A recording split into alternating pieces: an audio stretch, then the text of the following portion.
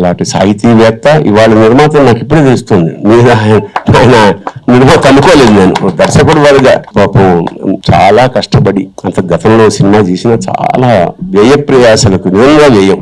Cinema అంటే ఇవాళ కోట్లతో వ్యవహారం. అలాంటి సినిమాని నర్సింగ్ వాళ్ళు భుజాల మీద వేసుకుని చాలా మంది సహకరించారు. ఒక చిన్న పల్లెటూరులో ఈ సినిమా చాలా ఇష్టంగా చేయడం తటస్థించింది. ఇందులో నాకు కూడా ఒక్క రోజులో దాదాపు ఒక 10 సీన్లు ఒక సాంగ్ కూడా చేయగలిగాడు. అంటే అవసరం అలాంటిదన్నమాట. మళ్ళా డేట్స్ లేవు, ఉన్న దాంట్లో సాంగ్ కూడా చేసేసి నాకు తర్వాత వినిపించాడు. సో ప్రతిభకి ఆకాశమే హద్దు. ఖచ్చితంగా దీన్ని మీరు నర్సింగ్ని, నిర్మాతని, దర్శకుడిని, మిగతా ఆర్టిస్ట్ని కూడా తప్పకుండా ఆదరించాలి, ఆశీర్వదించాలి. ఖచ్చితంగా శివశంభో ఒక ఎక్స్పీరియన్స్ గా మిగులుతుందని మనస్ఫూర్తిగా కోరుకుంటూ శుభం భూయాత్. శివోహం. నమస్కారం.